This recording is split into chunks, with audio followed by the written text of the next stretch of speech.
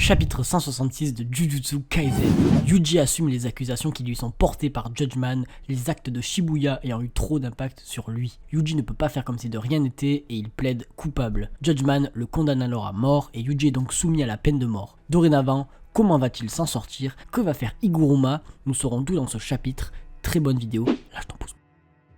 Retour dans le passé et le chapitre s'ouvre sur un flashback d'Higuruma Hiromi. A la base, il voulait être producteur ou avocat, mais un vieil homme lui a un jour proposé de viser une carrière de juge. Peut-être ce vieil homme est-il quelqu'un d'important pour Hiromi, quelqu'un qui le conduira dans la voie de la justice qu'il incarne si bien dorénavant. Le maillet d'Hiromi se transforme en épée du bourreau, on est de retour dans le présent, et la plus lourde condamnation que puisse infliger Judgment, c'est la peine de mort doublée de la confiscation, la peine qui est infligée à Yuji. En gros, Yuji est condamné à mort et en plus de cela, il ne possède plus son énergie occulte et ça sent pas bon pour lui. Tout ce qui passe au fil de son épée du bourreau, qui est d'ailleurs magnifique et qui est un flow stratosphérique accompagné du personnage d'Higuruma Hiromi, trouve la mort sans exception. Donc son épée découpe tout. Yuji, lui, n'aura que sa force physique pour se défendre et cela promet. Higuruma semble se dévoiler à nous un peu plus en éprouvant une sorte de déception envers Yuji, déception qui vient s'ajouter à toutes celles déjà éprouvées par Higuruma qui a été confronté bon nombre de fois à la laideur de l'humain.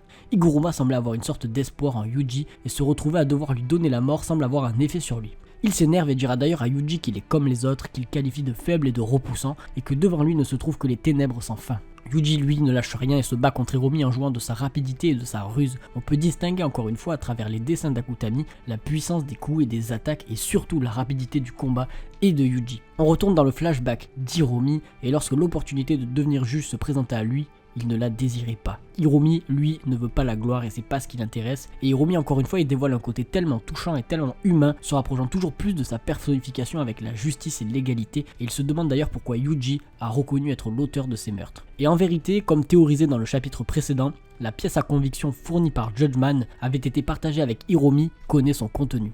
Et en l'occurrence, la pièce à conviction concernait Sukuna, le démon qui vit en Yuji. Alors Higuruma, en fait, est donc dans l'incompréhension car il condamne à mort un innocent qui abrite en lui un terrible coupable. Hiromi semble alors confus car il est confronté à un cas inédit et il essaie de faire appel à son côté humain et son âme de justicier et s'interroge. En vérité, Higuruma ne sait pas que Yuji a plaidé coupable car il se sent comme coupable. Coupable d'avoir commis les actes de Sukuna car il n'a pas réussi à empêcher cela. Il s'en veut tellement et a tellement été affecté par Shibuya qu'il ne peut pas se pardonner et cette sanction pouvait peut-être finalement l'arranger et une manière de punir Sukuna et de se punir lui-même pour avoir été trop faible. Et pour lui, cette solution, il pouvait la trouver en plaidant coupable, ce que Higuruma, lui, ne sait pas et ne comprend pas, voyant l'être qu'est Yuji qui semble lui faire un bon effet.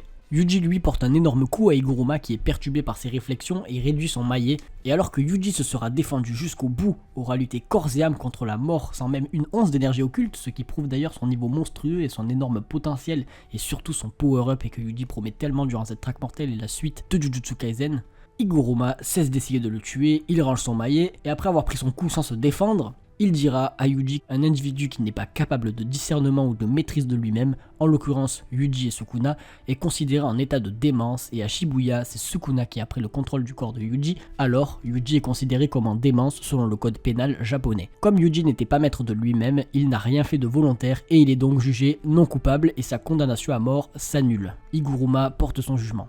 Cependant, comme dit précédemment, Yuji, lui, trouve que c'est sa faute car il est trop faible, ce qui exprime véritablement son sentiment de culpabilité et l'empreinte laissée sur lui par Shibuya, un arc qui continue de vivre à travers les chapitres. Higuruma accepte alors de donner à Yuji ses 100 points, la mentalité de Yuji, son vécu, combiné à l'âme de justicier d'Higuruma et la profonde humanité de ce personnage tellement bien développé, lui font accepter la requête de Yuji, car les 100 points d'Higuruma ne lui portent pas grand intérêt personnel et Yuji semble l'avoir convaincu de lui donner. Hiromi demandera à Yuji en discutant avec lui s'il a déjà tué quelqu'un volontairement et il lui dira que c'est désagréable et on sent par son visage et son expression que Higuruma a été marqué profondément par les meurtres qu'il a commis et que ce n'est pas quelque chose qui va avec sa vision des choses. Un point commun avec Yuji qui peut finalement annoncer le début d'une potentielle amitié ou du moins d'un lien entre les deux personnages qui est très intéressant pour la suite de cette traque mortelle et de l'œuvre. Fin du chapitre, on développe Higuruma encore plus et on va encore au plus profond de l'écriture du personnage, un personnage finalement incroyablement touchant et humain qui est déjà parmi mes persos préférés de l'arc et de l'œuvre. Il a un sens de la justice symbolique et devant tout intérêt. Higuruma saura que Yuji est innocent et le jugera non coupable et il acceptera de lui donner ses 100 points en étant convaincu par Yuji et son talent naturel. Un lien semble se créer entre nos deux personnages, tous deux très profonds et affectés par les meurtres qu'ils ont commis. C'est très intéressant d'imaginer le futur d'Hiromi qui est maintenant bien cernable et maintenant bien développé et a sûrement un avenir important dans l'œuvre qui lui est réservée. Yuji lui a accompli sa mission et récupère les 100 points, un grand pas vers les objectifs de cette traque mortelle qui avance toujours plus et qui est déjà une masterclass. J'espère que ce chapitre t'a plu, abonne-toi pour suivre les autres avec nous, on se dit à très bientôt, c'était Kaiser, ciao.